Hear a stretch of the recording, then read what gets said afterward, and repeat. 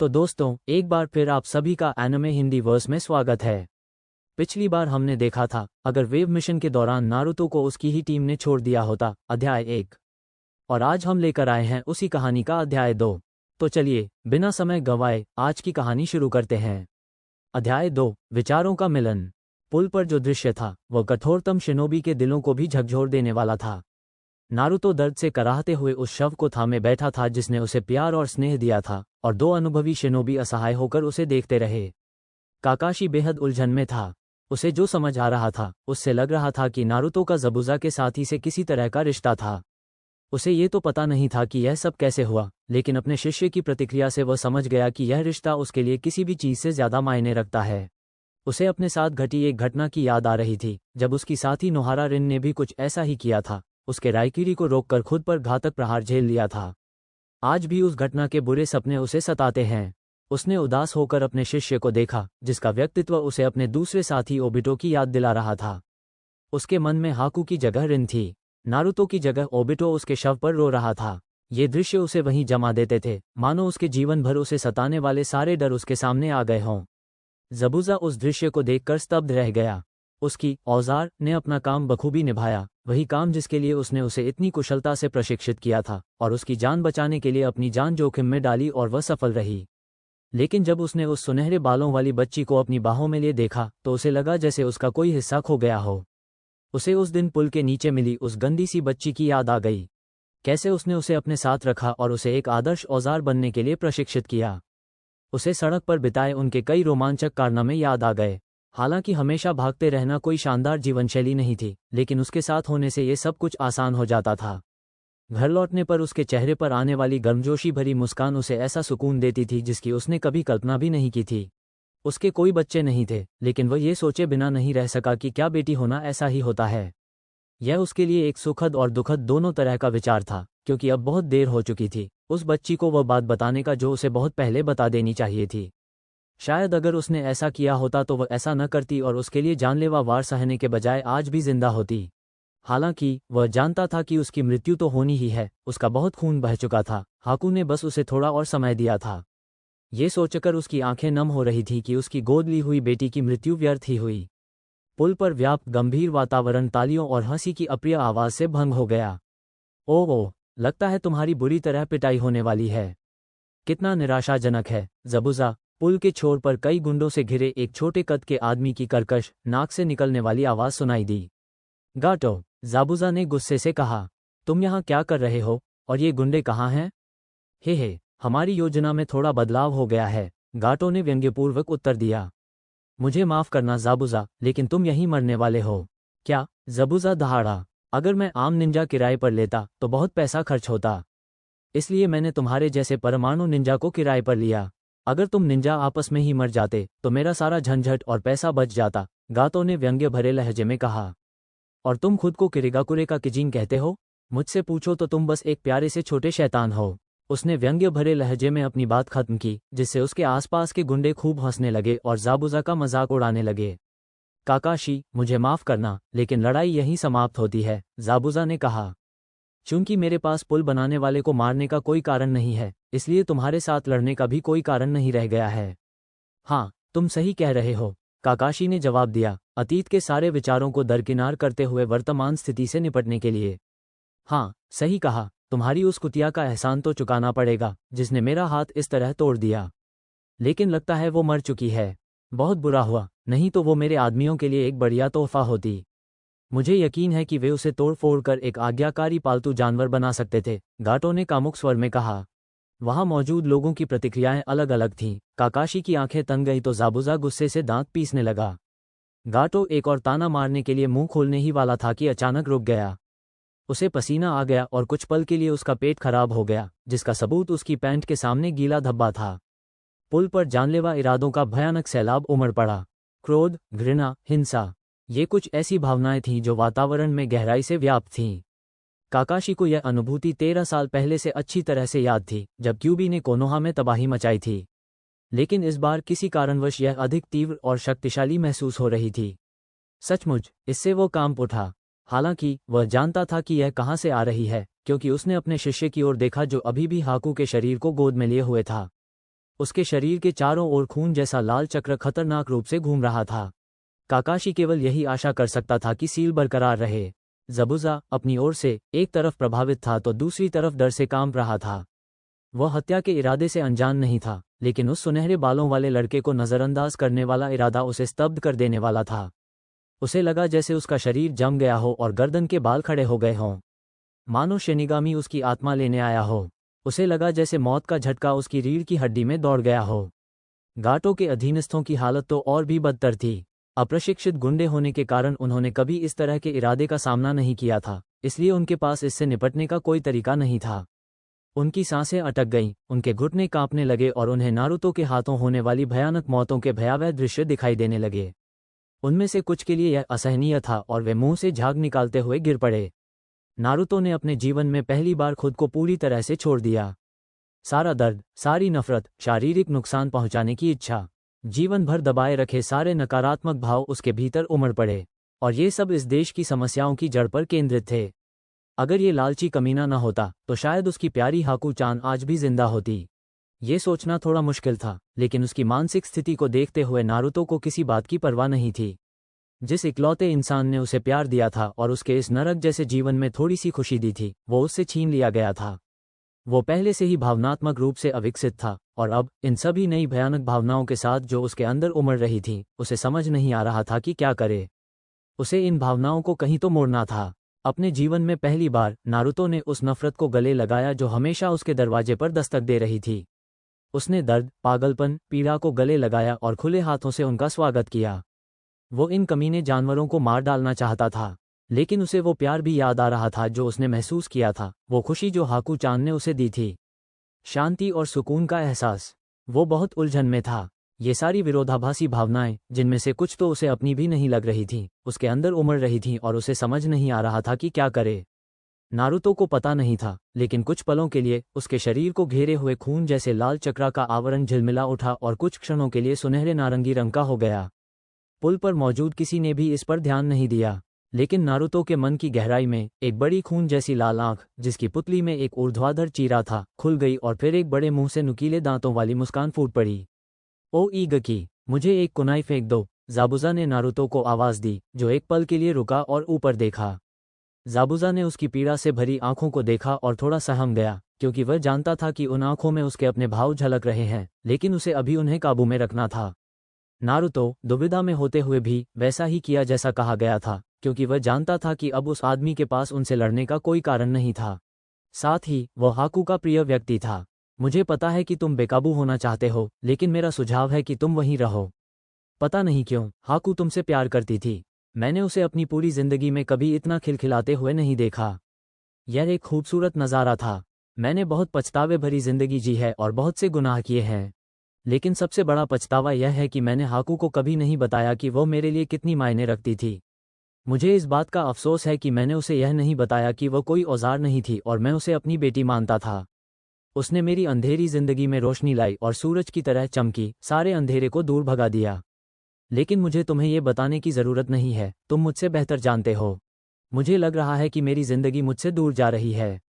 मुझे पता है कि मैं कल तक नहीं जी पाऊंगा, लेकिन मुझे इससे कोई फर्क नहीं पड़ता। मैं चाहता हूं कि तुम देखो, हाकू ने जिसे चुना, उस नाते मैं भी तुम पर भरोसा करूंगा। मुझे पता है कि तुम भविष्य में एक ऐसे इंसान बनोगे जिससे सब डरेंगे, इसलिए मुझे तुम्हें एक शिनोबी की जिंदगी के बारे में एक सबक सिखाने दो। हम किसी के औजार हो सकते हैं, हम अपने गांवों से प्यार करते हैं, लेकिन हम भी इंसान हैं। ध्यान से सुनो, एक शिनोबी की पहचान उसके जीवन से नहीं, बल्कि उसकी मृत्यु से होती है। इस जीवन में मेरा अंतिम कार्य किरिगाकुरे के शिनोबी के रूप में नहीं, बल्कि उस गौरवान्वित पिता के रूप में होगा जो मेरी बेटी को उसकी मुस्कान लौटाने वाले के लिए मार्ग प्रशस्त करेगा, मेरी अनमोल चीज़ों की रक्षा करके। मेरी बस यही विनती है कि जब ये सब हो जाए तो मुझे हाकू के बगल में दफना देना। ज़ाबुज़ा ने अपने चेहरे पर एक असामान्य मुस्कान के साथ कहा, और उसकी आंखों से आंसू बह रहे थे। काकाशी के साथ लड़ाई में लगी चोटों के कारण उसका हाथ बेजान हो गया था, इसलिए उसने नारुतो द्वारा फेंकी गई कुनाई को अपने दांतों से पकड़ लिया। गुंडे आखिरकार संभलने ही वाले थे कि ज़ाबुज़ा अचानक हरकत में आ गया। शिकारी की फुर्ती से वह अपने शिकार पर टूट पड़ा। उसने उनके गले काट दिए और जूतों से उनकी खोपड़ियां कुचल दीं। उसकी ताकतवर गर्दन और टांगों की मांसपेशियां साफ दिखाई दे रही थीं, जब उसने गुंडों के गिरोह को कागज की तरह चीर डाला। यह नारुतो के लिए एक भयानक लेकिन साथ ही मंत्रमुग्ध कर देने वाला दृश्य था। ज़बुज़ा अपने शरीर पर लगे जख्मों की परवाह किए बिना एक के बाद एक गुंडों को मार गिराता जा रहा था, और नारुतो सोच रहा था कि क्या यही एक शिनोबी होने का मतलब है। वह हमेशा होकागे होने का दावा करता था, लेकिन इस समय वो खुद को बहुत कमज़ोर और असहाय महसूस कर रहा था। अपनी होने वाली प्रेमिका के शव को पकड़े हुए और उस व्यक्ति को देखते हुए जिसके लिए उसने अपनी जान कुर्बान कर दी थी, वह मौत के कगार पर होते हुए भी उन दुश्मनों को चीरता हुआ आगे बढ़ रहा था। क्या यही सच्ची ताकत थी? क्या यही वो ताकत थी जिसके बारे में हाकू ने बात की थी? अपनी मौत को जानते हुए भी ज़बुज़ा ने अपना सिर ऊंचा करके मौत की ओर कदम बढ़ाया। नारुतो ने भी इस भयानक मंजर के बीच अपने चेहरे पर हल्की सी मुस्कान बिखेर दी। अब मैं समझ गया हाकू, मैं समझ गया कि तुम मुझे क्या बताना चाह रहे थे। मैं तुमसे वादा करता हूं कि मैं तुम्हारे शब्दों और विचारों को हमेशा अपने दिल में संजो कर रखूंगा। यह मेरा जीवन भर का वादा है, नारुतो ने उदास मुस्कान के साथ सोचा। पुल के दूसरे छोर पर इनारी ग्रामीणों के छोटे समूह के साथ ठीक समय पर पहुंची और वहां हो रहे नरसंहार को देखने लगी। हालांकि उनमें से अधिकांश लोग उस भयावह दृश्य को देखकर व्याकुल महसूस कर रहे थे, फिर भी वे नजरें नहीं हटा सके। उन्हें अंत तक ये सब देखना ही था। गाटो अपने छोटे छोटे पैरों से पूरी ताकत से भाग रहा था ताकि अपने पीछे लगे राक्षस से बच सके, लेकिन उसकी सारी कोशिश बेकार गई क्योंकि ज़बुज़ा अपने हाथों और शरीर से निकले कई हथियारों के बावजूद अपने सारे गुंडों को मार गिराने में कामयाब रहा और कुनाई से गाटो को छलनी कर दिया, जिससे गाटो दर्द से चीख उठा। तुम और गाटो दोनों साथ में नरक जाओगे। इसका इंतजार करो, मैं तुम्हें नरक में दिखाऊंगा कि मैं एक प्यारा सा छोटा शैतान हूं या नहीं। ज़बुज़ा दहाड़ते हुए गाटो के शरीर को अपने कुनाई से बेरहमी से चीरता हुआ आगे बढ़ा और उसे सीधे उसके दिल में घुसा दिया, जिससे वह पुल के किनारे से गिरकर समुद्र में जा गिरा और उसकी मृत्यु निश्चित हो गई। अपना काम पूरा करके वह नारुतो और हाकू के पास वापस लौटा, अपने पीछे छोड़ी लाशों के बीच से चलता हुआ। अंत में जब वह उस छोटी लड़की के पास गिरा तो उसने नारुतो को पास आने का इशारा किया और उसके कान में कुछ फुसफुसाया, जिससे नारुतो की आंखें चौड़ी हो गईं और फिर उसकी आंखों में दृढ़ निश्चय का भाव आ गया। अलविदा कहने का समय आ गया है हाकू, हर चीज के लिए धन्यवाद। मुझे माफ करना। ये थे खूंखार किरिगाकुरे नो किजिन के अंतिम शब्द, जो किसी औजार या दानव के रूप में नहीं बल्कि एक इंसान के रूप में अपने दिल के सबसे करीब रहने वाले की रक्षा करते हुए शहीद हुए। उनके चेहरे पर मुस्कान थी। दृश्य परिवर्तन। नारुतो अपने सामने मौजूद दो कब्रों को गंभीरता से देखता रहा और इस देश में बिताए पिछले एक हफ्ते को याद करने लगा। उसने डर, उदासी, गुस्सा, प्यार और खुशी, साथ ही कई तरह की भावनाओं का अनुभव किया। यह एक उतार चढ़ाव भरा अनुभव था, इसमें कोई शक नहीं। जिसे उसने अपना दिल दिया था, उसके ख्याल से उसका दिल आज भी बुरी तरह दुख रहा था। उसे इस बात से नफरत थी कि वह अब कभी उसकी प्यारी मुस्कान नहीं देख पाएगा, उसकी खूबसूरत हंसी नहीं सुन पाएगा और न ही उस गर्माहट को महसूस कर पाएगा जो उसने उसे दी थी। वो चिल्लाना चाहता था, इस अन्याय पर चीखना चाहता था। वो सिकुड़कर बैठ जाना चाहता था और रोना चाहता था। उस फरिश्ते के लिए रोना चाहता था जो उससे बहुत जल्दी छीन लिया गया था। लेकिन उसने एक वादा किया था। उसने उससे वादा किया था कि वह उसके लिए मजबूत रहेगा। उसने वादा किया था कि वह अपना दिल बंद नहीं करेगा। हालांकि उसे नहीं लगता था कि वह जल्द ही किसी को अपने करीब आने देगा, लेकिन वह अपने साथी की तरह उदास और चिड़चिड़ा भी नहीं बनेगा। वह वही इंसान बनेगा जिससे उसकी हाकू चान को प्यार हुआ था। वह ऐसा इंसान बनेगा जिस पर उसे गर्व होगा। एक ऐसा व्यक्ति जो उसके सम्मान और स्मृति में अपने प्रियजनों की रक्षा करेगा। वह वही इंसान बनेगा जो वह जानती थी कि वह बन सकता है और वह इस दुनिया को बदल देगा, ताकि कोई भी उस दर्द को न सहे जो उसने और हाकू चान ने अपने जीवन में सहा था। वह ये कैसे करेगा, उसे खुद भी यकीन नहीं था, लेकिन उसे उस पर भरोसा था और यही उसके लिए दुनिया का सामना करने की प्रेरणा थी। ये सोचते ही उसके चेहरे पर मुस्कान आ गई। उसने सचमुच उसे एक सच्चा इंसान बना दिया था। उसे लगा जैसे वह एक नया इंसान बन गया हो, मानो उसके कंधों से एक बहुत बड़ा बोझ उतर गया हो। उसने महसूस किया कि किसी ने उसके कंधों पर हाथ रखा है और उसने बगल में देखा तो काकाशी सेंसेई उसके बगल में खड़े थे। नारुतो, तुम ठीक हो? उसने पूछा। पुल पर हुई लड़ाई के बाद से उसका छात्र गुमसुम सा था, जो उस दिन हुए खुलासों को देखते हुए कोई हैरानी की बात नहीं थी। वो समझ गया था कि नारुतो का हाकू नाम की लड़की से कोई रिश्ता था और उस नुकसान से वो बहुत दुखी था। उस घटना में अपनी भूमिका को लेकर उसे अब भी अपराध बोध सता रहा था। वो सोच रहा था कि क्या नारुतो उससे नफरत करता है क्योंकि उसने ही उसकी प्रेमिका की जान ली थी, लेकिन अभी तक उसने ऐसा कोई संकेत नहीं दिया था। हालांकि ऐसा हो सकता है, लेकिन वह पहले की तरह मिलनसार और चंचल नहीं रहा था। वह जानना चाहता था कि क्या वह ठीक है। नारुतो थोड़ा तनाव में आया, फिर शांत हो गया। उसे अभी भी समझ नहीं आ रहा था कि काकाशी सेंसेई के सामने कैसा व्यवहार करे। जब भी वो उन्हें देखता, उसे बस काकाशी के बिजली से लैस हाथ का हाकू चान की छाती में वार याद आता था। हालांकि वह जानता था कि इसमें काकाशी की कोई गलती नहीं थी, क्योंकि हाकू-चान ने उस हमले को रोक लिया था जो असल में ज़बूज़ा के लिए था। फिर भी वो दृश्य उसके दिमाग से नहीं निकल पा रहा था। उसे यकीन नहीं था कि वह कभी उनके सामने सहज महसूस कर पाएगा, लेकिन वह बेवजह नफरत भी नहीं पालेगा। I won't say I'm fine, Kakashi sensei. It hurts to know that she's gone. But I have to live on. I know that's what she would have wanted. I won't waste the life she gave back to me, answered Naruto. Kakashi just nodded his head and took the time to pay his own respects. Scene change. We currently find Naruto sitting in the lotus position on the floor of a cottage located deep within the forest of the Wave Country. Zabuza, before he passed away, told Naruto where he could locate their hideout and he left everything in there to the young blonde. It took Naruto a few hours to find it. It's been 2 days since the battle and Naruto was still recovering, emotionally, from the ordeal. He followed the advice of Zabuza though, and was pleasantly surprised by the amount of equipment that was hoarded by the two. Large amounts of kunai, shuriken, senbon, ninja wire, explosive tags, smoke bombs, blades of varying lengths and even soldier pills were what he found, along with clothes and a large amount of money that Zabuza was saving up. He felt a little bad by taking these things but shook off his hesitation as it was Zabuza himself that told him to take the equipment and use it how he saw fit. It was a blessing in disguise for Naruto, who couldn't get quality equipment in Konoha due to the prejudice of the villagers, who either kicked him out of their stores or overcharged him and sold him crappy equipment. This was evidenced by the blunted and chipped kunai and shuriken he's been using. He gathered those from the training grounds surrounding the village, but he knew that he needed better tools as it might save his life someday. With that in mind, he continued to seal the massive haul of equipment into scrolls for easy travel. He also found, to his amazement, jutsu scrolls, mainly for Suton and Futon ninjutsu, but also different styles and kata for kenjutsu, along with chakra control exercises. He knew this would be invaluable to him and his shinobi career and silently thanked the late Kirigakure no Kijim for his help. He never had any direction in his career. Neglectful teachers coupled with his goofing around really stunted his growth. But now he finally had the motivation, along with the direction he needed to take himself to the next level. He would not waste this opportunity. सब कुछ seal करने और scroll को अपने bag में pack करने के बाद नारुतो ने पद्मासन की मुद्रा अपना ली, जिसमें वो अब है। उसे ठीक से पता नहीं था कि क्यों, लेकिन ऐसा लग रहा था जैसे कोई उसे पुकार रहा हो। वह हमेशा अपनी अंतरात्मा पर भरोसा करता था, और इस समय उसकी अंतरात्मा उसे बता रही थी कि उसे ऐसा करना ही होगा। उसे एहसास था कि उसके अंदर कुछ बदल गया है।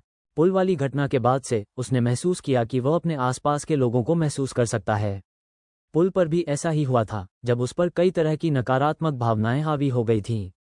तब तो उसे समझ नहीं आया था, लेकिन पिछले कुछ दिनों से वह सहज रूप से बता सकता था कि उसके आसपास के लोग किस तरह की नकारात्मक भावनाओं का अनुभव कर रहे हैं। उसने सोचा कि क्या ये कोई वंशानुगत गुण है, लेकिन उसने इसके बारे में कभी किसी को नहीं बताया। वो अभी भी काकाशी के आसपास असहज महसूस करता था और इस समय थोड़ा अकेला भी महसूस कर रहा था। इसलिए उसने फैसला किया कि वह अपनी इस अजीब नई क्षमता को अपने तक ही सीमित रखेगा। वो घंटों तक वहीं बैठकर ध्यान लगाता रहा।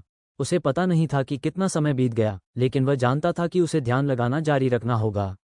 ये भावना और भी प्रबल होती जा रही थी। उसे जानना था कि उसके साथ क्या हो रहा है। उसे आभास हो रहा था कि शायद उसे इस तरह अपने सवालों के जवाब मिल जाएं। उसके चारों ओर की खामोशी पानी टपकने जैसी आवाज से टूट गई। उसकी आंखें झट से खुल गईं और उसने पाया कि वह अब उस झोपड़ी में नहीं था जिसमें वह कुछ सेकंड पहले बैठा था। अब वो एक धुंधली रोशनी वाले गलियारे में था, जिसकी दीवार के साथ साथ कई पाइप गलियारे के अंदर तक जाते हुए दिखाई दे रहे थे। फर्श पर पानी था, और जैसे ही वो उठा, उसने देखा कि पानी उसके टखनों से थोड़ा ऊपर तक था। कुल मिलाकर यह एक बहुत ही डरावनी जगह थी, और साथ ही निराशाजनक भी। उसे गलियारे में आगे कुछ आदिम सा महसूस हो रहा था, वही चीज जो उसे पुकार रही थी। उसने एक बार फिर अपनी अंतरात्मा पर भरोसा किया और अंधेरे में आगे बढ़ गया, दीवार पर लगे पाइपों की दिशा का अनुसरण करते हुए। सदियों तक चलने के बाद आखिरकार उसे सुरंग के अंत में थोड़ी सी रोशनी दिखाई दी। जैसे ही वो अंत तक पहुंचा, गलियारा एक विशाल खुले मैदान में खुल गया। गलियारे जैसी ही बनावट वाला एक बड़ा क्षेत्र दिखाई दे रहा था, लेकिन सबसे ज्यादा उसकी नज़र सामने खड़े विशाल पिंजरे पर पड़ी। उसकी सलाखें मजबूत लग रही थीं और उसकी ऊंचाई इतनी ज्यादा थी कि उसे समझ नहीं आ रहा था, क्योंकि उसका कोई अंत नजर नहीं आ रहा था। पिंजरे के बीचों बीच एक कागज का टुकड़ा था जिस पर मुहर के कांजी अक्षर लिखे हुए लग रहे थे।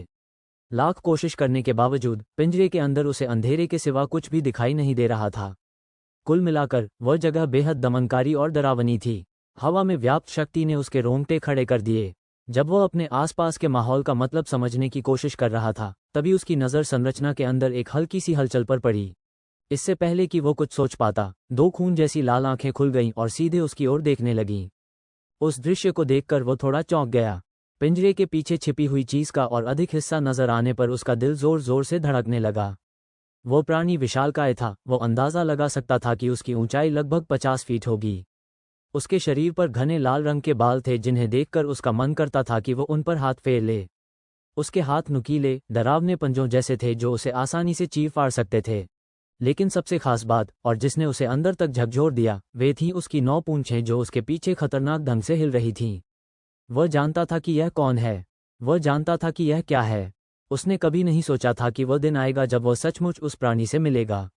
हालांकि वह जानता था कि उसे डरना चाहिए, फिर भी वो उस प्राणी की सुंदरता और भव्यता की प्रशंसा किए बिना नहीं रह सका। वह अपने विचारों में इतना खोया हुआ था कि उसे इसका एहसास नहीं हुआ, लेकिन उस प्राणी की आंखें थोड़ी चौड़ी हो गईं और फिर उसके गालों पर एक हल्की सी लाली छा गई। हालांकि उसने जल्दी ही खुद को संभाला और यह बताने का फैसला किया कि उसने लड़के को यहाँ क्यों बुलाया था। तो आखिरकार मेरे जेलर ने आकर मुझे अपनी उपस्थिति से सम्मानित किया। मैं बहुत खुश हूँ, उस प्राणी ने व्यंग्य से भरे लहजे में कहा। उसकी आवाज़ गहरी थी और पूरे कमरे में गूंज उठी। इससे नारुतो अपने विचारों से बाहर आ गया और उसकी निगाहें उस प्राणी पर टिक गईं जो कोनोहा का अभिशाप था। क्यूबी, उसने फुसफुसाया। उसे समझ नहीं आ रहा था कि इस स्थिति में क्या करे या क्या कहे।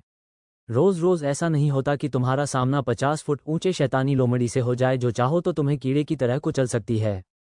वो सच में अभी बुरी तरह डर जाना चाहता था। डर से चीखना और गालियां बकना चाहता था।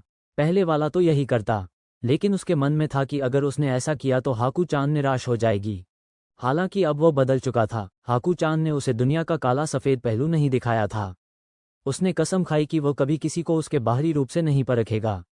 वो कम से कम बाहर से तो शांत रहने की कोशिश करेगा और होश खोने से पहले ये समझने की कोशिश करेगा कि आखिर हो क्या रहा है। अरे, तुमने मुझे पहचान लिया। कितना अच्छा लगा। तुम मेरी सोच से कहीं ज्यादा समझदार हो। ध्यान रहे, मैंने ये व्यंग्य में कहा था, क्योंकि मेरे पीछे 9 विशाल पूंछें तैर रही हैं। मुझे यकीन है कि एक बेवकूफ़ बंदर भी मुझे पहचान लेगा। अब पहचाने गए क्यूबी ने नारुतो का मजाक उड़ाया, जिससे नारुतो को बहुत गुस्सा आया। वह शांत रहना चाहता था, लेकिन ये कमीना उसे ऐसा करने से रोक रहा था। क्या तुम्हें अपनी इस अद्भुत खोज के लिए कुकी चाहिए? इससे उसका मजाक और भी बढ़ गया। नारुतो का सब्र टूट गया। वो कभी भी चुपचाप सब कुछ सहने वालों में से नहीं था। भाड़ में जाओ, तुम बड़े खरगोश, नारुतो ने चिल्लाकर कहा। ऐसा लगा जैसे इससे वो भड़क उठा हो और पिंजरे पर अपना सिर पटकने लगा, साथ ही अपनी पूंछें जमीन पर पटकने लगा। फिर से बोलो, तुच्छ कीड़े। अगर ये द्वार बीच में न होता तो मैं तुझे टुकड़े टुकड़े कर देता, हे बदतमीज मांस के लोतड़े। क्यूबी दहाड़ा। नारुतो थोड़ा सहम गया था, पर उसने दिखाया नहीं। उसने पूरी जिंदगी नकली भावनाएं दिखाने में बिताई थी और इस मामले में वो काफी माहिर हो गया था। लेकिन वो जानता था कि उसे इस बातचीत को आगे बढ़ाना जरूरी है। देखो, मुझे माफ कर दो, ठीक है? मुझे ऐसा नहीं कहना चाहिए था। तुम मुझे चिढ़ा रहे थे और मेरा मजाक उड़ा रहे थे, जिससे मुझे बुरा लगा। मुझे माफ कर दो। नारुतो ने माफी मांगी। वो कभी ऐसा नहीं करता था, लेकिन पिछले कुछ दिनों ने उसे बहुत परेशान कर दिया था। क्यूबी ने अपना काम रोक दिया और बस उसकी तरफ एक बान उठाई। फिर उसने कंधे उचका दिए, कम से कम ऐसा ही लगा, और अपने आगे के पंजों पर सिर रखकर आराम से बैठ गया। मैं आपकी क्षमा स्वीकार करता हूँ। मुझे भी उस भद्दे प्रदर्शन के लिए खेद है। मेरे कान थोड़े दुख रहे हैं, क्यूबी ने कहा। अब जब वो उसका मजाक उड़ाने या दहाड़ने के बजाय सामान्य रूप से बोल रहा था, तो नारुतो ने महसूस किया कि उसकी आवाज़ में एक अजीब सी लय थी, जिसे वह लाख कोशिश करने पर भी समझ नहीं पा रहा था, जबकि वह जानता था कि उसे समझना चाहिए। उसने फिलहाल इस बात को नज़रअंदाज करने का फैसला किया और इसके बजाय अपने सामने आए विपत्ति पर ध्यान केंद्रित किया। मैं समझता हूँ, जब लोग मेरी लंबाई का मजाक उड़ाते हैं तो मुझे भी ऐसा ही लगता है, नारुतो ने समझदारी भरी नज़र से कहा, जिससे क्यूबी ने सहानुभूति से सिर हिलाया। जानते हो, तुम मेरी उम्मीद से कहीं ज्यादा मिलनसार हो। मुझे लगा था कि तुम मेरा खून मांगोगे और नफरत, तबाही और ऐसी ही बातों पर चिल्लाओगे, उसने सावधानी से कहा। वह जानता था कि उसे यहाँ सावधान रहना होगा, लेकिन उसकी बात सच थी। क्यूबी से आमना सामना होने पर यह मुलाकात बिल्कुल भी वैसी नहीं हो रही थी जैसा उसने सोचा था। उसने सचमुच ज्यादा आग और गुस्से की उम्मीद की थी, लेकिन उसने मौका देखकर चुप रहने का फैसला किया और हालात के साथ चलने का सोचा। तुम इंसान हमेशा सोचते हो कि तुम्हें सब कुछ पता है। मुझे अपनी दयनीय जाति के बराबर मत समझो। मैं इतना कमज़ोर नहीं हूं कि नफरत में बह जाऊं और किसी बेसुध जानवर की तरह उत्पात मचाऊं। ये तो तुम इंसान करते हो। मैं उससे कहीं ज्यादा सभ्य और शिष्ट हूँ, क्यूबी ने थोड़ा घमंड से कहा, जिससे नारुतो मन ही मन थोड़ा हंस पड़ा। वो उस पर हंसकर उसे फिर से भड़काना नहीं चाहता था। बुरा न लगे, लेकिन 13 साल पहले तुमने कोनोहा में खूब उत्पात मचाया था। शायद इसी वजह से लोग मुझसे इतनी नफरत करते हैं, नारुतो ने कहा। हालांकि उसे ये जानकर गुस्सा आया कि क्यूबी उसके अंदर समाया हुआ है और यही उसके साथ होने वाले दुर्व्यवहार का मुख्य कारण है, लेकिन उसने इस बात को भुला दिया। क्यूबी को अपनी इस हालत के लिए दोषी ठहराना उसे उन अज्ञानी ग्रामीणों से अलग नहीं बनाता। उसने कसम खाई कि वो कभी ऐसा नहीं करेगा। इंसान हमेशा अपनी नफरत निकालने का कोई न कोई जरिया ढूंढते रहते हैं, लड़के। तथाकथित शांति के इन दिनों में तुम बस वो हो जिस पर उन्होंने अपना गुस्सा निकाला है। लेकिन सबसे जरूरी बात, तुम ये मान रहे हो कि मैं उस दयनीय गांव में जादू से प्रकट हुआ था। तुम गलत हो। देखो, मैं उस गांव में शुरू से ही था, क्यूबी ने रहस्यमयी लहजे में जवाब दिया। नारुतो अब बुरी तरह उलझन में था। वो खुद को कभी जीनियस नहीं मानता था, लेकिन खुद को बेवकूफ़ भी नहीं समझता था।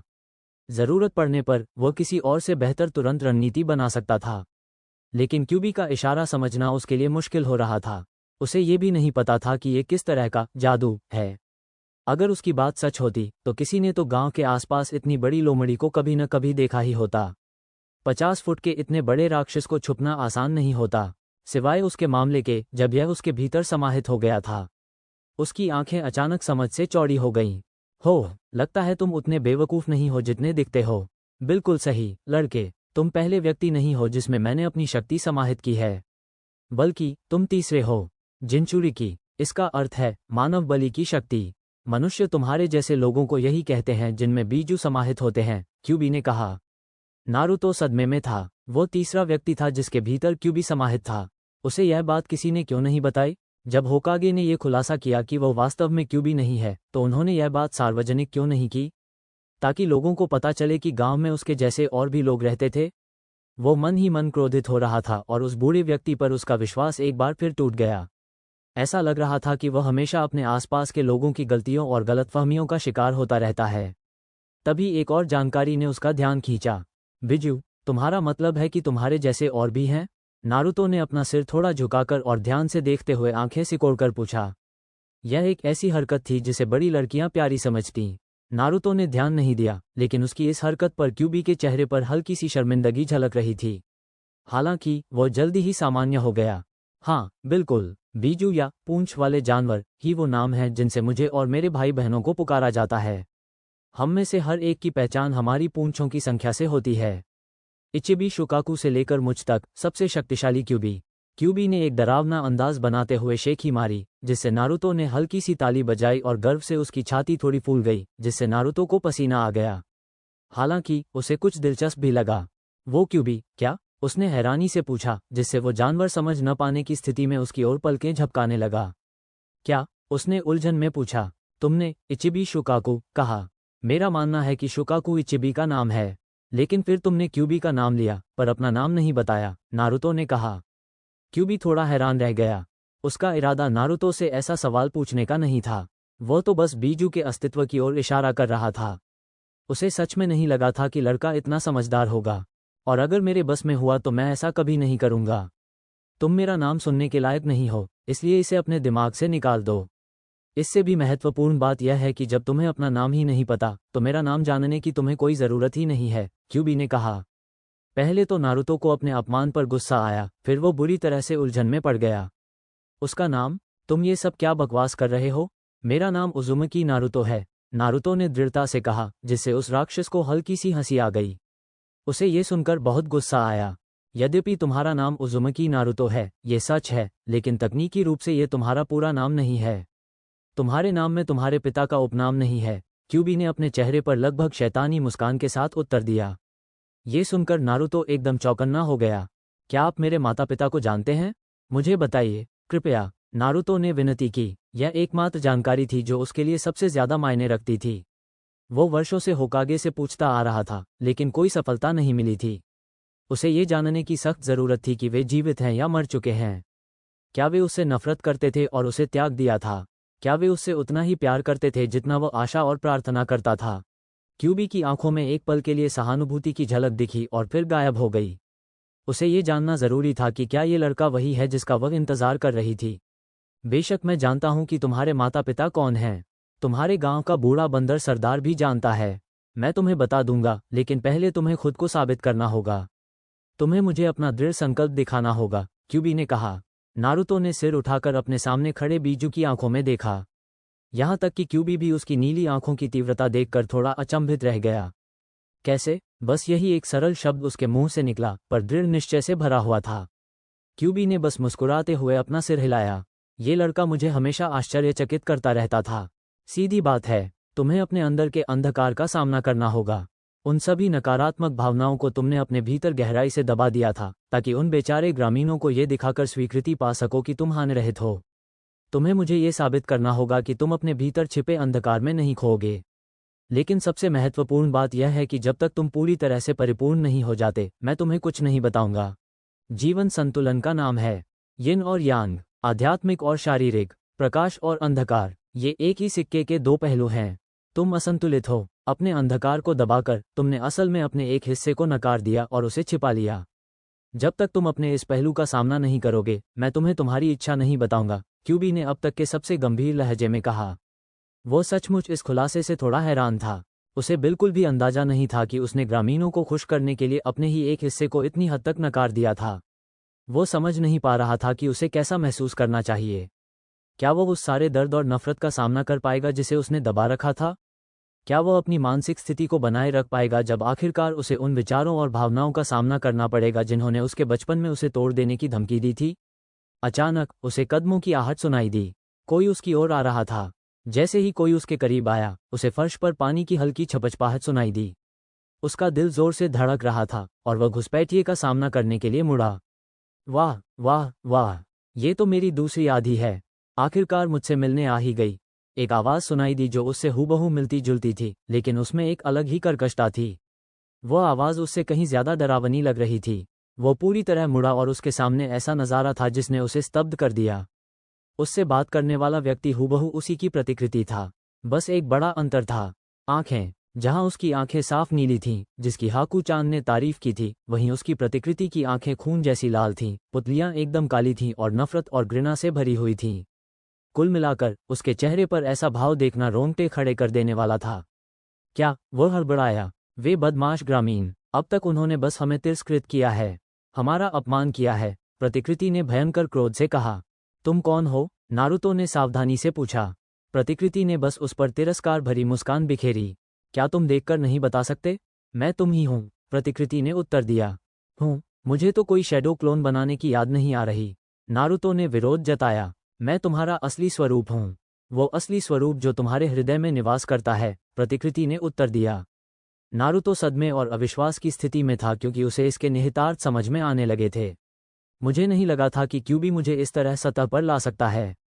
मैं ही तुम्हारा असली रूप हूँ, मैं ही तुम हो, प्रतिकृति ने कहा। असली मैं? नारुतो ने पेट में डर की भावना उमड़ते हुए फुसफुसाया। हाँ, मैं ही तुम्हारी अनमोल घृणा हूँ, तुम्हारा अंधकार में स्वरूप हूँ। अब पहचाने गए यामी, नारुतो ने गरजते हुए कहा।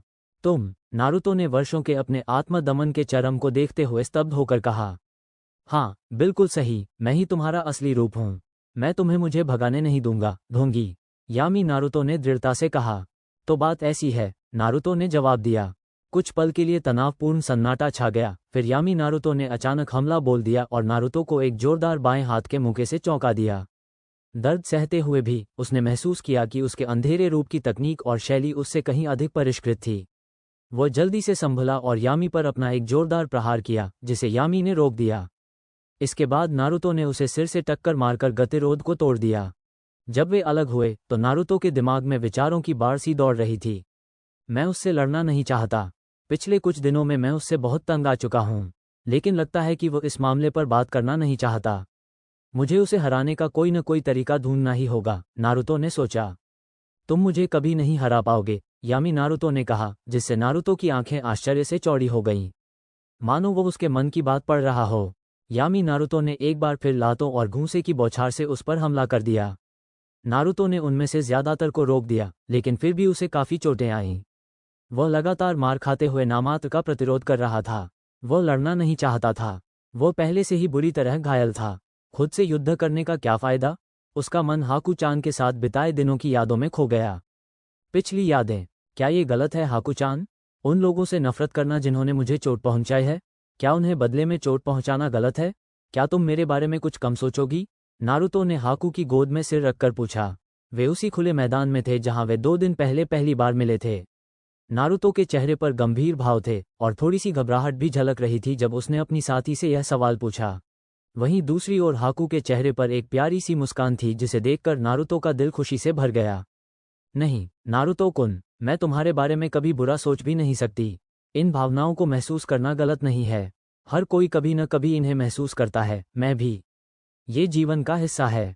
महत्वपूर्ण बात यह है कि इन्हें महसूस करना ठीक है, लेकिन कभी भी इनके आगे हार नहीं माननी चाहिए। तुम्हें अपने उस हिस्से को स्वीकार करना होगा। इसे नकारने से भावना और भी बढ़ जाएगी, लेकिन तुम्हें कभी भी नफरत को खुद पर हावी नहीं होने देना चाहिए। इसीलिए मुझे लगता है कि नफरत का मुकाबला करने के लिए खुद को प्यार से भरना जरूरी है। हाकू ने अपने चेहरे पर एक प्यारी सी मुस्कान के साथ जवाब दिया, जिसे देखकर नारुतो के चेहरे पर भी वैसी ही मुस्कान आ गई। फ्लैशबैक समाप्त। नारुतो ने अपनी परी और उसके कहे शब्दों को याद करके मन ही मन मुस्कुराया। उसकी स्थिति को देखते हुए ये शब्द लगभग भविष्यवाणी जैसे थे। उसे ऊर्जा का प्रवाह महसूस हो रहा था। जब उसने ये शब्द कहे थे तब वह पूरी तरह समझ नहीं पाया था, क्योंकि उस समय उसे प्रेम का कोई ज्ञान नहीं था, लेकिन अब वह समझ गया था। यामी नारुतो को गुस्सा आ रहा था। उसका प्रतिद्वंदी बिल्कुल भी पलटवार नहीं कर रहा था, और अब उसके चेहरे पर एक खुश मुस्कान थी। तुम किस बात पर मुस्कुरा रहे हो? क्या तुम्हें लगता है कि यह कोई मजाक है? यामी नारुतो गरजते हुए बोला। नहीं, मुझे नहीं लगता कि यह कोई मजाक है। नारुतो ने अपने चेहरे पर वही मुस्कान लिए जवाब दिया। तो मुस्कुराना बंद करो। मुझे तुम्हारी ये मुस्कान बिल्कुल पसंद नहीं। ये वही मुस्कान है जिससे तुम उन निकम्मे ग्रामीणों के दिए दर्द को छुपाते हो। तुम शायद भूल गए होगे, पर मैं नहीं भूला। लगता है तुम भूल गए हो कि 13 सालों तक उन्होंने हमारे साथ बुरा बर्ताव किया। उन्हें पता था कि हम क्यों भी नहीं हैं। उन्हें पता था कि हम सिर्फ एक पात्र हैं, फिर भी उन्होंने हमारा अपमान किया। उन्होंने अपने बच्चों को भी यही सिखाया। ये सब जानते हुए भी उन्होंने हमारे साथ कचरे जैसा बर्ताव किया। नहीं, उन्होंने हमारे साथ कचरे से भी बदतर बर्ताव किया। उन्होंने हमारे साथ किसी ऐसे नीच प्राणी जैसा बर्ताव किया जो जीने के लायक भी नहीं था। हमें अपनी खुशी पाने से वंचित रखा गया। लगता है ये हमारे लिए बहुत बड़ी बात थी, और तुम बस मुस्कुराते हो और कहते हो कि तुम उन्हीं राक्षसों की रक्षा करोगे जिन्होंने इतने लंबे समय तक हमें वंचित रखा। यामी नारुतो चिल्लाया। उसके शब्दों में जो दर्द था वो नारुतो के दिल को छू गया। ये उसके अपने विचार थे। बचपन से ही उसे सोचने से नफरत थी। अगर वह ज्यादा गहराई से सोचने लगता तो वह सवाल करता कि लोग उससे नफरत क्यों करते हैं, जबकि वह जानता था कि उसे इसका जवाब कभी नहीं मिलेगा। वह सवाल करता कि खुश रहने या दोस्त बनाने का हक सिर्फ उसे ही क्यों नहीं है, जबकि वह जानता था कि इसका जवाब असहनीय पीड़ादायक होगा। इसलिए उसने ज्यादा गहराई से सोचने की जरूरत को दबा दिया ताकि खुद को ज्यादा तकलीफ न हो। उसने अपने अंदर के अंधेरे रूप को देखकर उदास मुस्कान दी। ये सच है, मैंने इस मुस्कान का इस्तेमाल अपने दर्द को छुपाने के लिए किया था, लेकिन मुझे इसका कोई अफसोस नहीं है। मुझे पता है कि अगर मैं ऐसा नहीं करता तो दर्द, अकेलापन और नफरत हमें तोड़ देती। उन ग्रामीणों के बारे में तुम सही कह रहे हो। अब मुझे समझ आ गया है, लेकिन इससे ज्यादा फर्क नहीं पड़ेगा। मैं अब भी मुस्कुराता रहूंगा, नारुतो ने जवाब दिया। उसका ये जवाब सुनकर यामी नारुतो गुस्से से भड़क उठा। तुम ऐसा कैसे कह सकते हो? उन्होंने हमेशा हमें धोखा दिया है। उन्होंने हमें अलग थलग करने के लिए मनमाने नियम बनाए। क्या तुम्हें वो दर्द याद नहीं? वो लगभग असहनीय था। मैं ही हूं जो तुम्हें समझता हूं। यामी चिल्लाते हुए नारुतो की ओर बढ़ा। बचपन के दर्द और अकेलेपन को याद करके दोनों की आंखों से आंसू बह रहे थे। वे दोनों एक दूसरे को किसी और से कहीं बेहतर समझते थे। जैसे ही यामी नारुतो के करीब पहुंचा, उसने मुक्का मारने के लिए अपनी मुट्ठी पीछे खींची, लेकिन नारुतो ने उसे प्यार और अपनापन से भरकर गले लगा लिया, जिससे वो मुक्का पूरा नहीं कर पाया। कैसे? तुम इन्हें कैसे स्वीकार कर सकते हो? यामी ने दर्द भरी आवाज में फुसफुसाया। नारुतो आंसुओं के बीच मुस्कुराया। लगता है तुमने मुझे गलत समझा है। मुझे पता है गांव वाले हमारे साथ कैसा बर्ताव करते थे, और मैं लंबे समय से उनका ध्यान, उनकी स्वीकृति पाने के लिए तरसता रहा। यहाँ तक कि मैंने शरारतें भी की और ये चमकीला नारंगी रंग का जंपसूट भी पहना, हालांकि यही एक चीज थी जो वे मुझे बेचते थे, सिर्फ ध्यान पाने के लिए। भले ही वो सकारात्मक ना हो, मुझे परवाह नहीं थी जब तक वे मुझे देख रहे थे। मैं सबसे पीछे, सबसे बेवकूफ़ होने के कारण अपने शिनोबी प्रशिक्षण की भी उपेक्षा करता रहा, क्योंकि मैं उनका ध्यान पाने में इतना व्यस्त था। हालांकि अब मुझे पता है कि यह सब व्यर्थ था, लेकिन तुम्हें चिंता करने की ज़रूरत नहीं है। मैं आखिरकार समझ गया हूँ। मुझे पता है कि मैं अब उन सभी चीज़ों से भाग नहीं सकता जिन्हें मैंने अपने अंदर दबा रखा था। मैं अब तुम्हें दूर धकेल कर यह उम्मीद नहीं कर सकता कि वे मुझे स्वीकार कर लेंगे। क्योंकि मुझे कोई मिल गया है जो मुझे स्वीकार करता है। आखिरकार किसी ने मेरे अस्तित्व को स्वीकार किया है। उसने मुझे मेरी सारी कमियों के साथ स्वीकार किया और बदले में बिना शर्त प्यार दिया। गांव वालों की राय और स्वीकृति अब एक खोखला सांत्वना पुरस्कार है। हमें जैकपॉट मिल गया है जब एक फरिश्ता इतनी पवित्र और प्रेम से भरी हुई उसने हमें वो दिया जिसकी हमें जीवन भर चाहत रही। आज से मैं तुमसे वादा करती हूँ, मैं अब दर्द छुपाने के लिए मुस्कुराऊंगी नहीं। मैं मुस्कुराऊंगी यह जानते हुए कि वह जहाँ भी है मुझे देख रही है और खुश है कि मैं अब अपनी मर्जी से जी सकूंगी क्योंकि उसके प्यार ने मुझे ताकत दी है। गांव वालों की स्वीकृति अब मायने नहीं रखती। अगर वे हमसे नफरत करना चाहते हैं तो उन्हें करने दो, लेकिन मैं अपनी नफरत के आगे नहीं झुकूंगी। इससे मैं उनसे बेहतर नहीं बन जाऊंगी। मैं मजबूती से खड़ी रहूंगी और डटी रहूंगी। मैं गांव की रक्षा करूंगी, गांव वालों के लिए नहीं बल्कि इसलिए कि यह हमारा घर है। यही तेउची जीजी और अयामे नीचान हैं, वही लोग जिन्होंने हमें भूख से मरते समय खाना खिलाया था। यही इरुका सेंसेई हैं, पहले शिक्षक जिन्होंने हमारी मदद की और जिन्होंने हमें शिनोबी बनने दिया। यही जीजी हैं, भले ही उन्होंने हमसे झूठ बोला हो फिर भी वे हमारे परिवार के सबसे करीब हैं। हम अपने उन कुछ अनमोल लोगों की रक्षा करने के लिए मजबूत बनेंगे। लेकिन सबसे महत्वपूर्ण बात यह है कि हम हाकू चान के सपने को पूरा करने के लिए मजबूत बनेंगे ताकि कोई और हमारी तरह दुख न झेले। नफरत और हिंसा के इस चक्र को खत्म करने के लिए अब चिंता मत करो, अब तुम्हें अकेला नहीं रहना पड़ेगा। मैं तुम्हें स्वीकार करता हूँ, नारुतो ने समझदारी और ईमानदारी से कहा और दोनों अपनी यादों में खोए हुए रो रहे थे। यामी नारुतो ने संतुष्ट मुस्कान के साथ सिर हिलाया। अचानक दोनों चमकने लगे, हालांकि वे हिले नहीं और उन्होंने अपने चेहरों पर प्रसन्न मुस्कान के साथ जो हो रहा था उसे स्वीकार कर लिया। प्रकाश उनके बीच एक बिंदु पर केंद्रित हो गया और भी तेज चमकने लगा, जिससे उत्सुकता से देख रहे क्यूबी ने अपना मुंह फेर लिया। जब प्रकाश अंततः थम गया तो केवल नारुतो ही खड़ा रह गया। जैसे ही वो खड़ा हुआ, उसकी मुद्रा पहले की तुलना में अधिक सीधी और सुसंस्कृत थी। जब उसकी आंखें खुलीं तो पहले जैसी ही नीली आंखों में अब समझ, खुशी और संतोष की चमक थी। क्यूबी ने हल्की सी मुस्कान बिखेरी। शाबाश बेटा, लगता है तुमने मेरी परीक्षा पास कर ली। कैसा लग रहा है? उसने नारुतो से पूछा, जिसने दयालुता से भरी मुस्कान के साथ उसकी ओर देखा। मैं परिपूर्ण महसूस कर रहा हूँ। जहाँ तक मुझे याद है, पहली बार मुझे ऐसा लग रहा है जैसे अब कोई संघर्ष नहीं है। ऐसा लग रहा है जैसे मुझे अपना वो हिस्सा मिल गया हो जिसकी कमी मुझे महसूस ही नहीं हो रही थी। मेरा मन अब पहले की तरह उलझा हुआ नहीं है। मैं एकदम शांत और संपूर्ण महसूस कर रहा हूँ। मेरा शरीर सचमुच मेरा अपना है। मैं इसे पहले से कहीं बेहतर तरीके से हिला डुला सकता हूँ और हर मांसपेशी और जोड़ मेरे इशारों पर प्रतिक्रिया कर रहे हैं। मेरा चक्र भी अलग सा महसूस हो रहा है, अब पहले की तरह अशांत नहीं है। मैं अपने आप से पूरी तरह से सहज महसूस कर रहा हूँ। नारुतो ने अपने शरीर और अपने अस्तित्व की नई अनुभूतियों पर आश्चर्य व्यक्त करते हुए ये बातें कहीं। ऐसा इसलिए है क्योंकि तुम्हारा शरीर और मन अब आपस में युद्धरत नहीं है। तुम अब स्वयं को अस्वीकार नहीं कर रहे हो, यहाँ तक कि अवचेतन स्तर पर भी नहीं। तुम्हारा शरीर और मन अब सामंजस्य में काम कर रहे हैं। गर्व करो बालक, जीवन में इस मुकाम तक बहुत कम लोग पहुंच पाते हैं। मुझे संदेह है कि जिस बूढ़े बंदर को तुम होकागे कहते हो वह भी आत्म साक्षात्कार के इस स्तर तक पहुंचा होगा, क्यूबी ने समझाया। नारुतो ने बस समझ में आने वाली और थोड़ी हैरानी भरी नजरों से सिर हिलाया कि उसने जो हासिल किया वह कितना दुर्लभ था। लेकिन क्यूबी की आवाज़ के बारे में सोचते ही उसका सिर ऊपर उठ गया। जब वह पहली बार यहाँ आया था तो उसने उसकी आवाज़ में एक अजीब सी विशेषता पहचानी थी जिसे वह वास्तव में समझा नहीं सकता था। लेकिन अब जब उसका मन साफ था, जिससे वह बेहतर सोच पा रहा था, तो उसे समझ में आया कि वह क्या था। उसकी आवाज़ लगभग स्त्री जैसी लग रही थी। उसकी आंखें समझ में चौड़ी हो गईं। तुम एक औरत हो, नारुतो ने हैरानी से चिल्लाते हुए कहा। उसकी आंखें हास्यास्पद रूप से बाहर निकल आईं और उसने अपनी उंगली उस विशालकाय लोमड़ी की ओर इशारा करते हुए कहा, जो उसके चेहरे के हास्यास्पद भाव को देखकर हंसने लगी। जी हाँ लड़के, मैं शक्तिशाली क्यूबी नो कित्सुने बीजू की रानी हूँ। उसकी हैरानी भरी बात पर अब पहचानी गई महिला क्यूबी ने जवाब दिया। नारुतो अपने छोटे से आश्चर्य से उबर गया और एक और अजीबोगरीब मुद्रा में खड़ी क्यूबी को भावहीन निगाहों से देखता रहा। तुमने यह उपाधि पूरी तरह से मनगढ़ंत बनाई है, उसने कहा। क्यूबी को यह सुनकर ठेस पहुंची, लेकिन इससे सच्चाई कम नहीं हो जाती। उसने हठपूर्वक मुंह बनाकर जवाब दिया, जो उसके भयानक चेहरे पर बिल्कुल भी जंच नहीं रहा था। नारुतो ने बस मजे से अपना सिर हिलाया।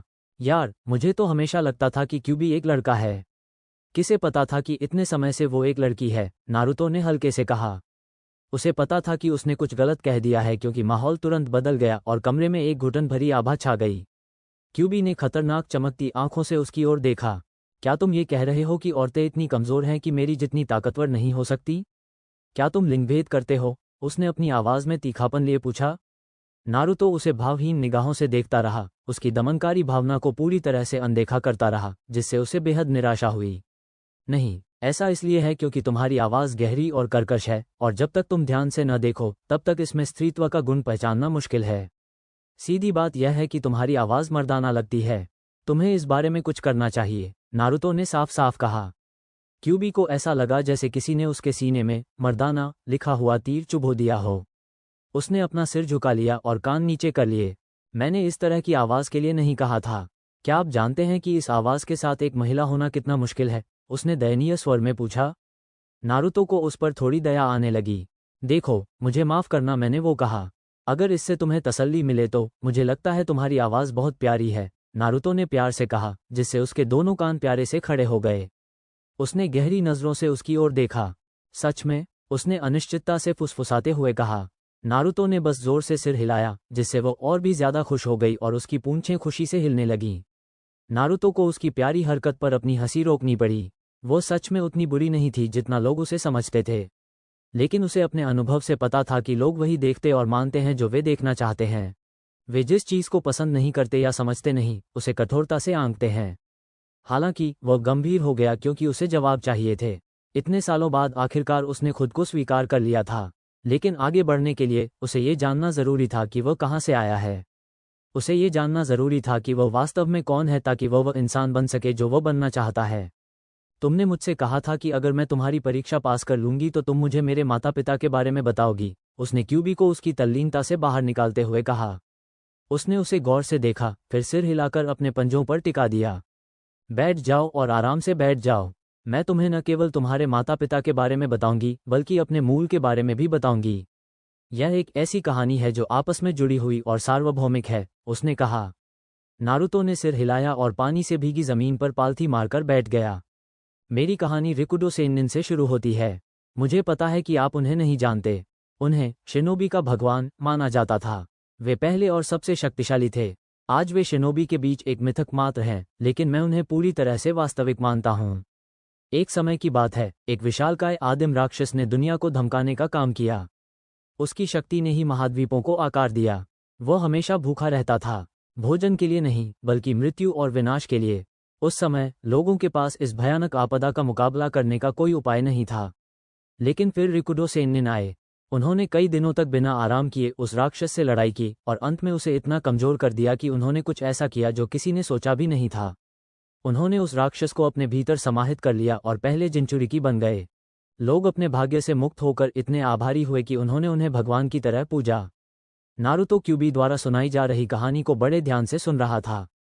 क्यूबी ने भी गौर किया कि वह उसकी बातों पर पूरा ध्यान दे रहा था। अगर यह उसका पुराना रूप होता तो वह बीच में ही ऊब जाता और खो जाता। ऐसा लगता है कि अपने उस अंधेरे हिस्से से जुड़ना जो उसके आध्यात्मिक पहलू को दर्शाता है, यानी उसकी संज्ञानात्मक क्षमता और बुद्धि, ने उसे सचमुच सशक्त बना दिया है। रिकुडो सेन्निन ने फिर पूरी दुनिया का भ्रमण किया, विभिन्न लोगों से मिले और उन्हें चक्र प्रदान करने के साथ साथ शांति के अपने ज्ञान को साझा किया। उन्होंने इसे निंशु नाम दिया। हालांकि समय के साथ मनुष्यों ने उनके ज्ञान को विकृत कर दिया और इसका उपयोग इसके मूल उद्देश्य के बजाय युद्धों और हिंसा के लिए किया। इस प्रकार निंशु आज निंजुत्सु के रूप में जाना जाने लगा। क्यूबी ने आश्चर्यचकित नारुतो को निंजुत्सु की उत्पत्ति के बारे में समझाया। अपनी सारी शक्ति के बावजूद ऋषि अमर नहीं थे। वे जानते थे कि एक दिन वे परलोक चले जाएंगे। वे जानते थे कि जब ऐसा होगा तो जुबी उन बंधनों से मुक्त हो जाएगा जिनमें उन्होंने उसे इतने लंबे समय तक रखा था, और एक बार फिर दुनिया पर कहर बरपाएगा। इसलिए उन्होंने एक विचार किया। अपनी मृत्यु से पहले उन्होंने जुबी के चक्र को 9 अलग अलग भागों में विभाजित कर दिया, जिससे आज के बीजू का जन्म हुआ। जुबी का जो खोल बचा था उसे सील करके आकाश में फेंक दिया गया, जिससे आज का चंद्रमा बना। उन्होंने 9 बीजू को अलग अलग नाम दिए और हमें दुनिया का संतुलन बनाए रखने का कार्य सौंपा। हम न तो अच्छे थे और न ही बुरे, हम तटस्थ थे। प्रकृति और दुनिया को संतुलन में रखना हमारा कर्तव्य था। लेकिन उनकी मृत्युशैया पर ही समस्याएं शुरू हुईं। दरअसल ऋषि के 2 पुत्र थे। बड़े पुत्र को उनकी आंखें विरासत में मिली और उन्हें रहस्यमयी कलाओं में विलक्षण प्रतिभा के रूप में जाना जाता था। सबसे छोटे बेटे को ऋषि का शक्तिशाली शरीर और चक्र विरासत में मिला था। हालांकि वह अपने भाई जितना प्रतिभाशाली नहीं था, फिर भी वह कड़ी मेहनत और दृढ़ संकल्प में विश्वास रखता था। अपनी मृत्युशैया पर जब ऋषि अपने उपदेशों के उत्तराधिकारी की तलाश कर रहे थे तो उन्होंने दोनों भाइयों से पूछा कि वे शांति कैसे बनाए रखेंगे। बड़ा भाई शक्ति और धमकियों के माध्यम से शांति स्थापित करने में विश्वास रखता था, वहीं छोटा भाई मित्रता और आपसी समझ के बंधन बनाकर शांति स्थापित करने में विश्वास रखता था। ऋषि ने पाया कि छोटे भाई का दर्शन उनके विचारों से अधिक मेल खाता है, इसलिए उन्होंने उसे अपना उत्तराधिकारी चुना। बड़ा भाई अपने कमजोर भाई को नजरअंदाज किए जाने से क्रोधित हो गया। उसने छोटे भाई को लड़ाई के लिए चुनौती दी। ये स्पष्ट नहीं है कि कौन जीता, लेकिन उस दिन से शुरू हुई घटनाओं ने एक प्राचीन रक्त द्वेष की शुरुआत कर दी, जिससे आप भली भांति परिचित होंगे।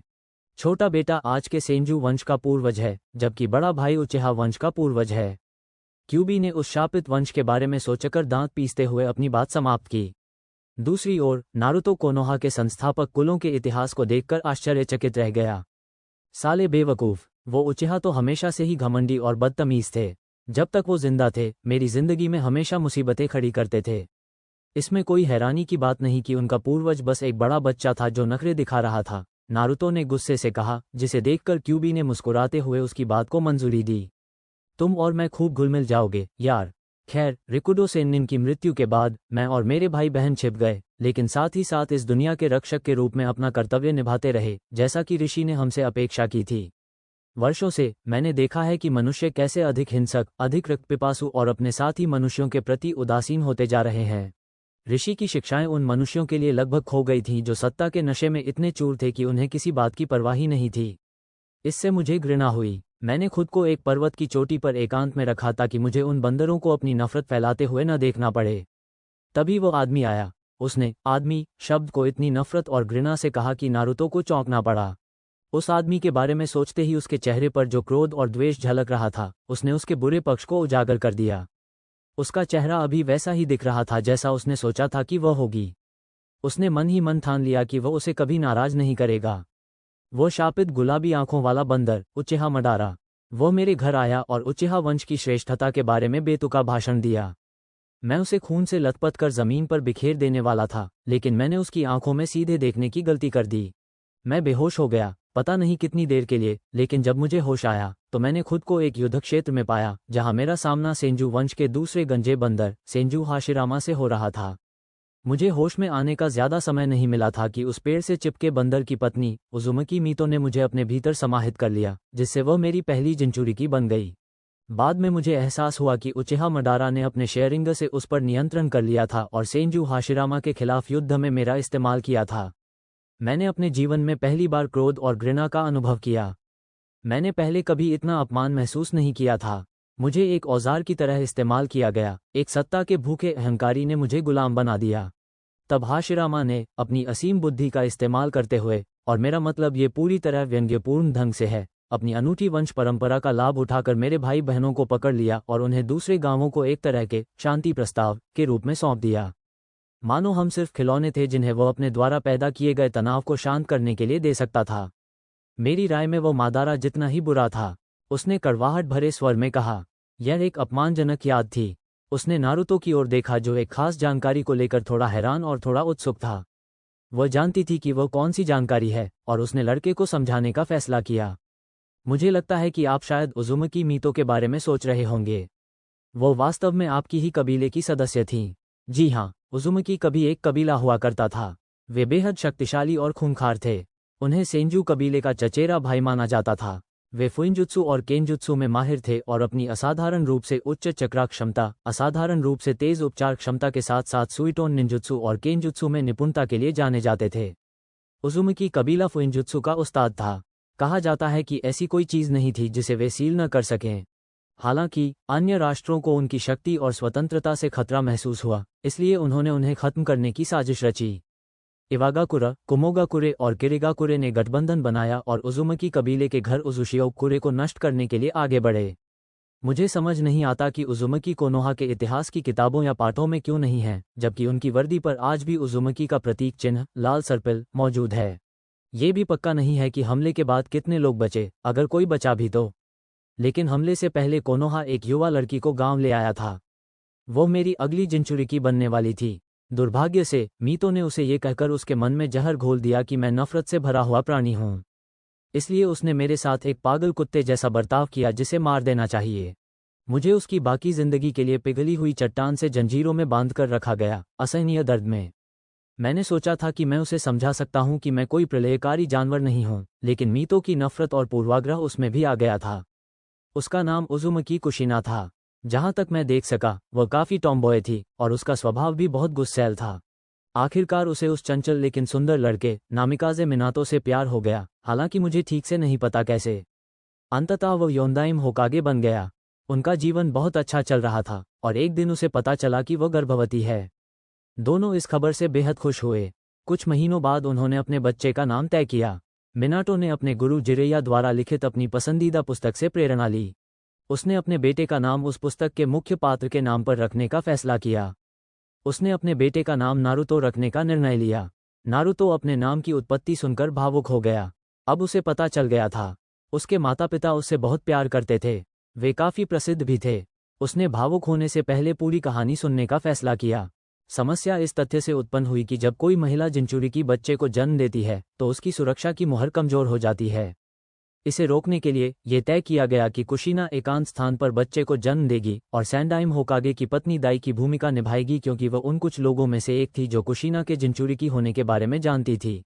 मुझे उस रात की धुंधली सी याद है, लेकिन एक पल मैंने तुम्हारी माँ को तुम्हें जन्म देते देखा और अगले ही पल मैंने उसे एक चट्टान से बंधा हुआ देखा, क्योंकि मुझे उससे अलग किया जा रहा था। इससे पहले कि मैं कुछ समझ पाती, मैं फिर से बेहोश हो गई। तुम्हें पता होना चाहिए कि जब किसी बीजू को उसके शरीर से अलग किया जाता है तो शरीर मर जाता है। जब मुझे होश आया तो मैंने खुद को कोनोहा के बीचों बीच उत्पात मचाते हुए पाया। मुझे ये समझने में कुछ सेकंड लगे, लेकिन मुझे एहसास हुआ कि एक बार फिर एक उचिहा ने मुझ पर कब्जा कर लिया है। उस समय उस गांव के हाथों मेरे साथ हुए दुर्व्यवहार के कारण वर्षों से मेरे मन में दबी हुई नाराजगी और उस शापित कुल के प्रति घृणा ने मेरा धैर्य तोड़ दिया। मैं बेकाबू होकर सब कुछ तहस नहस करने लगा, जब तक कि उस दुष्ट योंदाइम होकागे ने अपने बुलावे से मेरा मुकाबला नहीं किया। उस विशालकाय मेढक ने मुझे तब तक रोके रखा जब तक उसने अपनी तैयारी पूरी नहीं कर ली। मैंने तुम्हें एक अनुष्ठानिक वेदी पर लेटे हुए देखा और मैं तुरंत समझ गया कि वह क्या योजना बना रहा है। मैंने उस तक पहुंचने की कोशिश की, लेकिन सोने की जंजीरों ने मुझे रोक दिया। मैं हैरान था क्योंकि मुझे पता था कि यह तुम्हारी माँ की एक विशेष क्षमता थी, जिसे तो उस प्रक्रिया के दौरान मर जाना चाहिए था। लेकिन वो लड़ती रही और मुझे तब तक रोके रखा जब तक तुम्हारे पिता ने मुहरें पूरी नहीं कर लीं। मैंने तुम्हें मारने का एक आखिरी प्रयास किया ताकि मैं दोबारा मुहरबंद न हो जाऊं, लेकिन तुम्हारी माँ और पिता दोनों तुम्हारे सामने कूद पड़े और मैंने अपने पंजे से उन्हें चीर डाला। तब तक बहुत देर हो चुकी थी और तुम्हारे पिता ने शिकी फुजिन पूरा कर लिया था, जो फुइनजुत्सु की एक शक्तिशाली शाखा है जो शिनिगामी को बुलाकर जादूगर की आत्मा की कीमत पर उसकी इच्छा के अनुसार किसी भी चीज को सील कर देती है। फिर तुम्हारे पिता ने मेरे चक्र को विभाजित किया, यिन भाग को अपने भीतर और यांग भाग को तुम्हारे भीतर सील कर दिया। कुछ ही सेकंड बाद दोनों का देहांत हो गया। क्यूबी ने अपना काम पूरा कर लिया। वह ये जानने के लिए उत्सुक थी कि उसने अभी जो कहानी सुनी है उस पर उसकी क्या प्रतिक्रिया होगी। इससे ये तय होगा कि भविष्य में उनके बीच किस तरह का व्यवहार होगा। यही कहानी है कि तुम जिंचुरिकी कैसे बने। क्या अब तुम मुझसे नफरत करते हो? उसने चेहरे पर तटस्थ भाव लिए पूछा। उसे ये देखना था कि क्या वह सचमुच वही है जिसके बारे में उसके पिता ने बात की थी। उसे उसकी इच्छाशक्ति और धैर्य को जानना था। नारुतो चुपचाप बैठा रहा, सुनी हुई हर बात पर विचार कर रहा था। ये सब समझना उसके लिए बहुत मुश्किल था। उसे पता चला कि वह एक कबीले से संबंध रखता है। वो क्यूबी को धारण करने वाला पहला व्यक्ति नहीं था। उसे अंततः अपने माता पिता के नाम पता चले। मैं तुमसे नफरत करना चाहती हूँ, सचमुच। मैं दुनिया के अन्याय के खिलाफ चीखना चाहती हूँ, लेकिन मुझे पता है कि इस समय इससे कोई फर्क नहीं पड़ेगा। मैं जानती हूँ कैसा लगता है, किनारे कर दिए जाने का, अनदेखा किए जाने का और एक राक्षस समझे जाने का, एक बेजान जानवर की तरह उपेक्षित किए जाने का। मैं तुम्हें किसी और से बेहतर समझती हूँ। मुझे पता है कि अगर मुझे अपने जीवन में ऐसा बदलाव लाने का मौका मिलता तो मैं उसे जरूर अपनाती। मैं तुम्हें तुम्हारी आज़ादी वापस चाहने के लिए दोष नहीं देती जो तुमसे छीन ली गई थी। मुझे थोड़ा सा अपराधबोध जरूर है कि मेरी माँ ने तुम्हारे साथ कैसा व्यवहार किया। मुझे लगता है मेरे मन में हमेशा से अपने माता पिता की एक आदर्श और अचूक छवि थी, लेकिन वे भी इंसान थे, गलतियां करने और दूसरों से प्रभावित होकर फैसले लेने में सक्षम। मुझे अभी भी यकीन नहीं है कि मैं अपने पिता के बारे में कैसा महसूस करूं। हालांकि मुझे खुशी है कि उन्होंने मुझसे प्यार किया, लेकिन मैं इस बात से थोड़ा नाराज हुए बिना नहीं रह सकती कि मुझे गांव के लिए कैसे बलिदान किया गया। ये पचाना आसान नहीं है। हालांकि मुझे यकीन है कि उनके पास अपने कारण थे, फिर भी उन्होंने मुझे नरक जैसी जिंदगी। लगता है अब इसके बारे में सोचने का कोई फायदा नहीं। मुझे बस जो मेरे पास है उसी से काम चलाना है और अपनी जिंदगी में आगे बढ़ना है। तो तुम्हारे सवाल का जवाब है, नहीं क्यू-चान, मैं तुमसे नफरत नहीं करता, नारुतो ने मुस्कुराते हुए जवाब दिया। क्यूबी ने भी मुस्कुराते हुए कहा, उसे खुशी थी कि आखिरकार उसे एक योग्य इंसान मिल गया। सदियों की नफरत और भेदभाव के बाद उम्मीद है कि वह अपने पिता द्वारा सौंपे गए काम को पूरा कर पाएगी। आखिरकार उसे नारुतो की बात समझ में आ गई और उसने उसकी तरफ देखा। तुमने मुझे क्या कहा? उसने अविश्वास से पूछा। मैं तुम्हें हमेशा कुबी कहकर नहीं बुला सकता, ये बहुत ही बेजान लगता है। और क्योंकि तुम मुझे अपना नाम नहीं बता रही हो, इसलिए मैंने तुम्हें क्यू-चान कहना शुरू कर दिया है, नारुतो ने शरारती और चिढ़ाने वाली मुस्कान के साथ जवाब दिया, जिससे कुबी के चेहरे पर शर्म से लालिमा छा गई। मेरे नाम में चान मत जोड़ो। मैं शक्तिशाली क्यूबी नो कितने हूँ, तुम तुच्छ कीड़े। मैं तुम्हारी बचपन की दोस्त नहीं हूँ। तुम्हें मुझे क्यूबी समा कहना चाहिए। क्यूबी ने गुस्से में चिल्लाते हुए अपना सिर पिंजरे पर पटका, जिससे नारुतो को खूब मजा आया। शांत हो जाओ क्यू-चान, इस तरह तो तुम खुद को चोट पहुंचा लोगी। नारुतो ने उसे शांत करने की कोशिश की, लेकिन इसका कोई असर नहीं हुआ क्योंकि क्यूबी ने उसे दोबारा उस नाम से पुकारने पर गुस्से से घूर दिया। उसने जवाब में बस मुस्कुरा दिया, जिससे वो झुंझलाहट में आह भर उठी। मुझे तुम्हें यहाँ बुलाने पर पछतावा होने लगा है, उसने कहा, जिससे उसकी मुस्कान और भी चौड़ी हो गई। क्यू-चान, ऐसा मत सोचो, हम एक बेहतरीन टीम बनेंगे। लेकिन हमें तुम्हारा यिन चक्र वापस पाने का कोई तरीका ढूंढना होगा। नारुतो सोच रहा था, लेकिन उसे क्यूबी के चेहरे पर दिख रहे गहरे सदमे और उम्मीद के मिले जुले भाव बिल्कुल नज़रअंदाज हो गए। क्या? उसने ये सुनिश्चित करने के लिए पूछा। तुमने कहा था कि योंदाइम ने तुम्हारे यिन और यांग चक्र को अलग कर दिया है। मतलब, अभी तुम अपूर्ण हो। कुछ मिनट पहले मेरे साथ जो हुआ, उसे देखते हुए मुझे लगता है कि मैं सबसे बेहतर समझ सकती हूँ कि अपने किसी हिस्से के खो जाने का दर्द कैसा होता है। इसलिए हमें तुम्हें तुम्हारा यिन चक्र वापस देने का कोई तरीका ढूंढना होगा। नारुतो ने ऐसे जवाब दिया जैसे ये दुनिया की सबसे स्वाभाविक बात हो। क्यूबी ने उसे ध्यान से देखा और फिर मुस्कुरा उठी। ये लड़का उसे हमेशा आश्चर्यचकित करता रहता था। हालांकि मैं तुम्हारी भावना की सराहना करती हूँ, लेकिन तुम शिनिगामी के गर्भ से मेरा चक्र निकालने से बहुत दूर हो। इसके लिए तुम्हें फुइंजुत्सु में और अधिक ज्ञान होना चाहिए। अभी तो तुम एक शिनोबी के रूप में मुश्किल से ही स्वीकार्य हो। क्यूबी ने यह बात सीधे सीधे कही, जिससे नारुतो के कंधे झुक गए और उसके सिर के ऊपर एक छोटा सा बादल छा गया, जिस पर वो हंस पड़ी। मुझे पता है, मुझे अफसोस है कि मैंने अपनी ट्रेनिंग को गंभीरता से नहीं लिया। मैं कभी कभी सोचता हूँ, अगर मैं काफ़ी ताकतवर होता तो क्या हाकू-चान आज भी जिंदा होती? उसने खुद से सवाल किया। क्यूबी ने उदास होकर उसकी तरफ देखा। वह जानती थी कि उस लड़की की मौत उसके लिए कितनी दर्दनाक थी। उसे भी कुछ महसूस हुआ, हालांकि वो समझ नहीं पा रही थी कि क्या। उसने इस बात को भुलाकर उसे इस उदासी से बाहर निकालने का फैसला किया। नारुतो, अतीत के बारे में ज़्यादा मत सोचो। तुम्हारी प्रेमिका ऐसा नहीं चाहती थी। तुम्हें मजबूत बनना होगा और सिर ऊंचा करके दुनिया का सामना करना होगा। अब काश ऐसा होता वाली बातें करने का समय नहीं है। जो हो गया सो हो गया। अब से तुम्हें खुद को बेहतर बनाने पर ध्यान देना होगा। तुम्हारे पास महान बनने के सारे गुण मौजूद हैं, बस तुम्हें उनका सही इस्तेमाल करना आना चाहिए। क्यूबी ने उसे शांत किया, जिससे नारुतो ने कृतज्ञता से मुस्कुराते हुए उसकी ओर देखा। ये पहली बार है जब तुमने मुझे मेरे नाम से पुकारा है, उसने मुस्कुराते हुए कहा, जिससे वो चिढ़कर बोली। तुम्हारा क्या मतलब है कि मेरे पास सही औजार हैं? उसने हैरानी से पूछा। उसने बस अपना सिर हिला दिया। तुम्हारे पास प्रशिक्षण का सबसे बेहतरीन उपकरण है, और तुम इसे अपनी अनूठी स्थिति के कारण ऐसे इस्तेमाल कर सकते हो जैसा कोई और नहीं कर सकता, उसने कहा, जिससे उसके सिर के ऊपर प्रश्नचिन्ह उभर आए। वह भूल गई थी कि जब उसने ये तकनीक सीखी थी तब वह अभी भी नासमझ था और इसलिए उसने कभी भी पूरी तरह से यह नहीं समझा कि वह क्या सीख रहा था। कागे बुनशिन नो जुत्सु, तुमने अभी तक इसे महसूस नहीं किया है, लेकिन इनका एक विशेष कार्य है। जब एक कागे बुनशिन नष्ट होता है तो उसके जीवनकाल की यादें मूल में वापस स्थानांतरित हो जाती हैं। ये तकनीक मूल रूप से टोही अभियानों के लिए बनाई गई थी, जहां तुम एक क्लोन भेजकर पकड़े जाने के खतरे के बिना जगह की जानकारी और जाल का पता लगा सकते हो।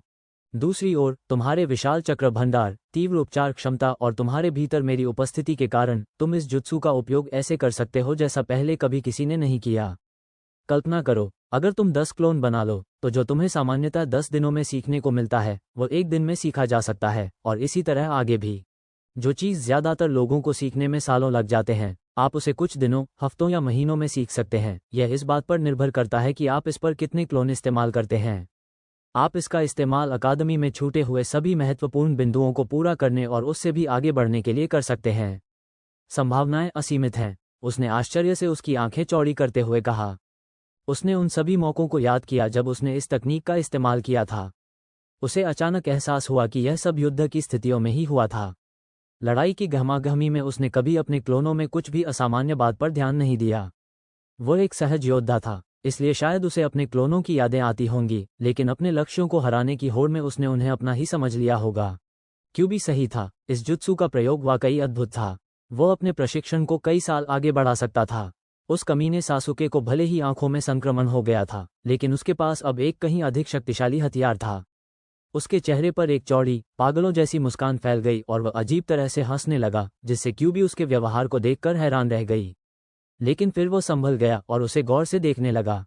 ऐसा नहीं है कि मैं आपकी मदद की सराहना नहीं करता, लेकिन आप ऐसा क्यों कर रहे हैं?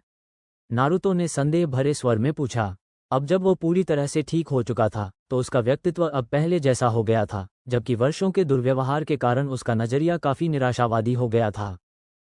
तुम गंजे बंदरों की तरह मेरे बारे में जो भी सोचो, मैं नफरत से भरी कोई बेजान जानवर नहीं हूं, उसने कहा।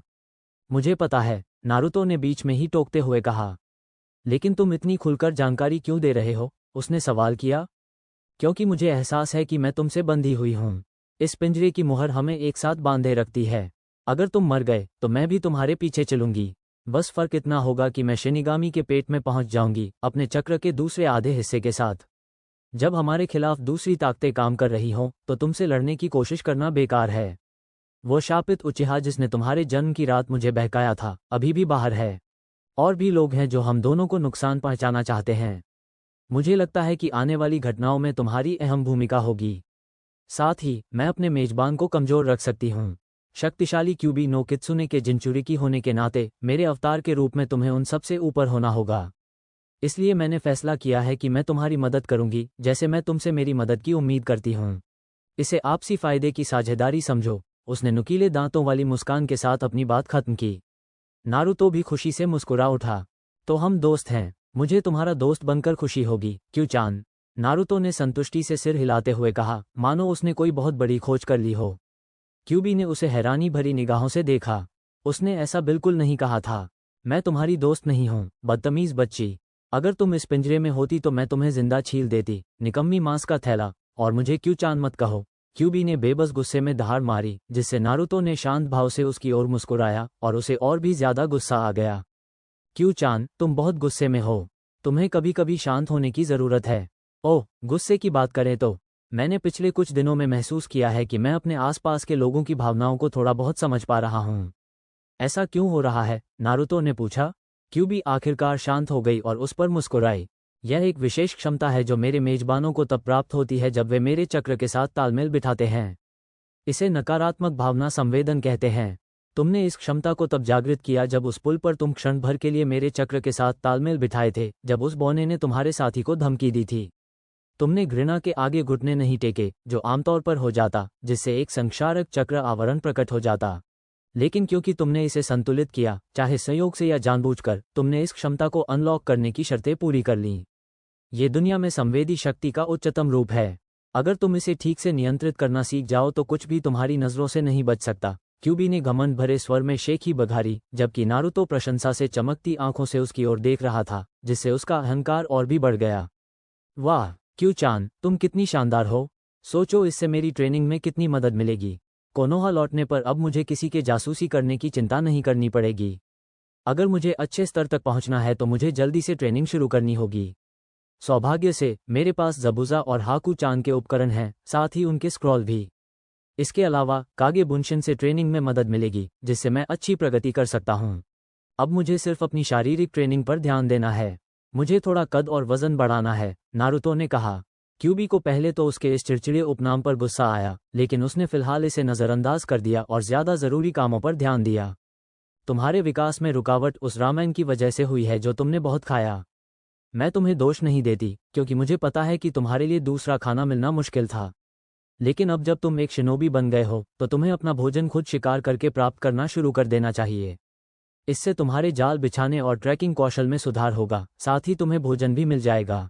और जब तुम सही आहार लेना शुरू करोगे, तो मैं पोषक तत्वों को वहां पहुंचा सकती हूं जहां उनकी जरूरत है, जिससे तुम्हारा कुपोषण और विकास में रुकावट दूर हो जाएगी। एक बार यह ठीक हो जाए, तो तुम्हें बस स्वस्थ भोजन करते रहना होगा ताकि तुम्हारा शरीर स्वाभाविक रूप से विकसित हो सके। क्यूबी ने यह बात कही, जिस पर नारुतो ने कृतज्ञता दिखाने के लिए एक हास्यास्पद, आंसुओं से भरी मुस्कान दी, जिससे क्यूबी ने खेद से अपना सिर हिलाया। इसके अलावा शारीरिक प्रशिक्षण में भी तुम्हें एक फायदा है। तुम्हारे उज़ुमकी वंश और मेरे चक्र के तुम्हारे अंदर प्रवाहित होने के कारण तुम्हारी पुनर्जीवन दर असामान्य है। जो ठीक होने में ज्यादातर लोगों को हफ्ते या महीने लग जाते हैं, तुम उसे रातों रात ठीक कर लेते हो। तो जब आप अपने शरीर को प्रशिक्षित करते हैं, लगातार अपनी मांसपेशियों को तोड़ते हैं और रात भर में उन्हें ठीक करते हैं, तो आप उन्हें मजबूत और अधिक टिकाऊ बनाते हैं, जिससे आपकी ताकत और सहनशक्ति अमानवीय स्तर तक बढ़ जाती है। क्यूबी ने अपना काम पूरा किया।